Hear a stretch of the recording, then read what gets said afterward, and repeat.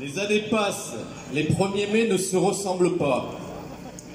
La réalité de la guerre nous ferait presque oublier les mois qui ont précédé, avec les vagues et les reflux de l'épidémie de Covid.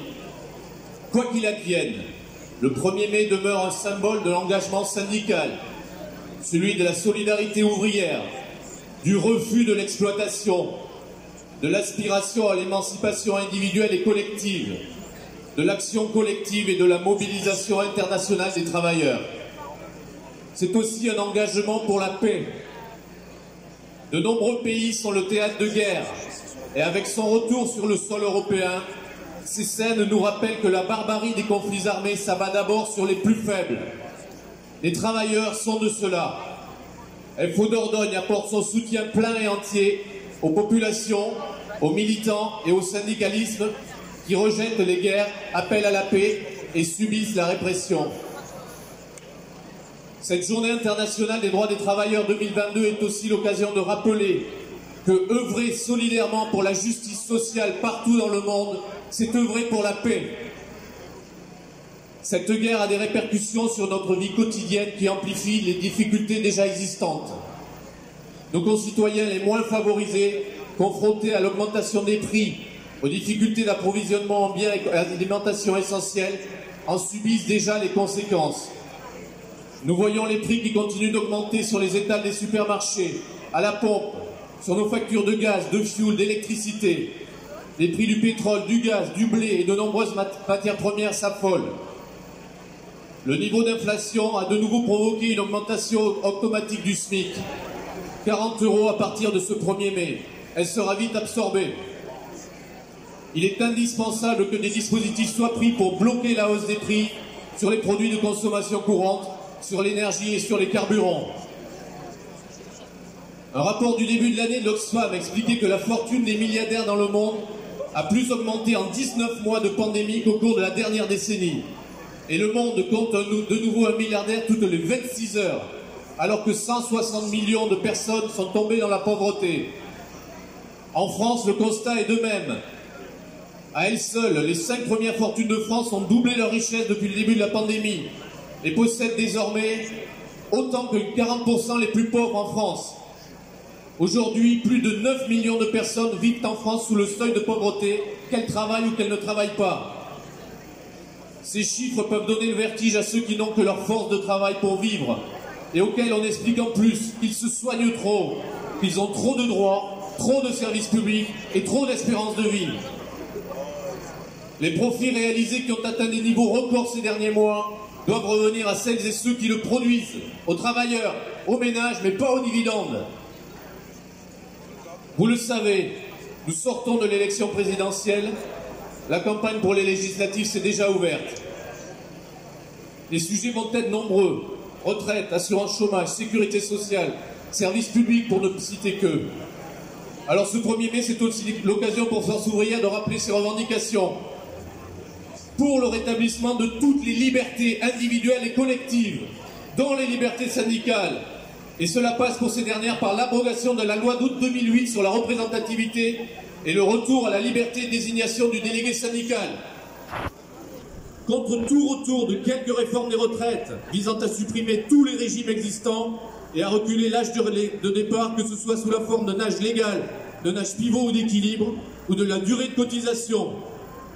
Pour FO, 65 ans, ce n'est pas acceptable. Et 62 ans et 43 années de cotisation, pour beaucoup, c'est déjà beaucoup trop.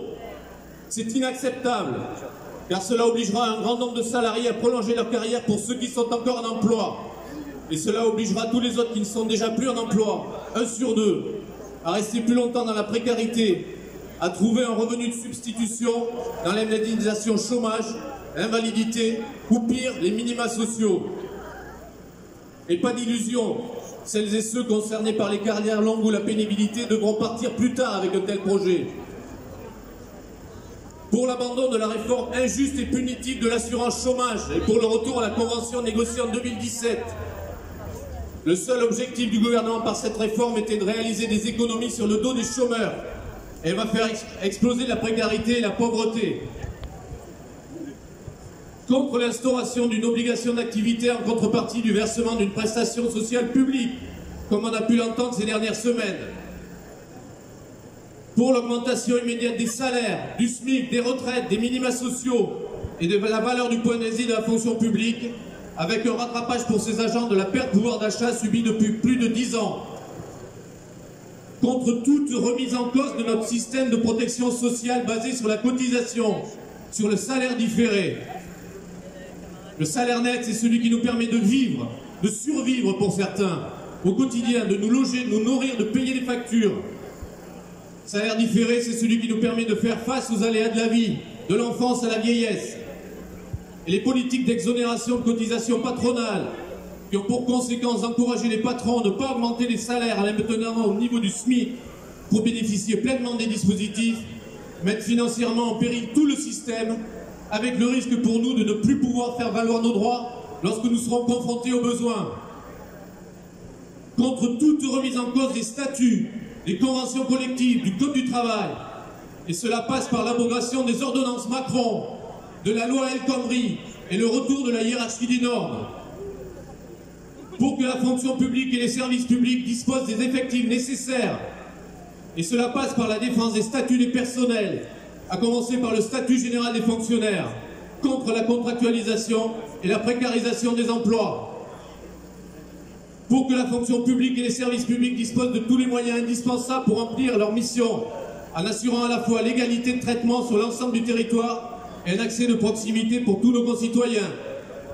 Car nous savons pertinemment que les services publics sont dans la ligne de mire, avec la poursuite de leur privatisation, avec l'ouverture à la concurrence forcenée, à EDF, la SNCF, la RATP. Nous savons pertinemment que les envolées sur l'hôpital et les hommages rendus au personnel risquent encore de se transformer par de nouvelles fermetures de lits, de services et d'hôpitaux, tout en continuant à ne pas vouloir reconnaître les difficultés et les contraintes des métiers. Nous savons pertinemment que le devenir de notre école républicaine est lié à la volonté de la privatiser, en prétextant de donner plus de liberté aux enseignants et en supprimant les diplômes nationaux.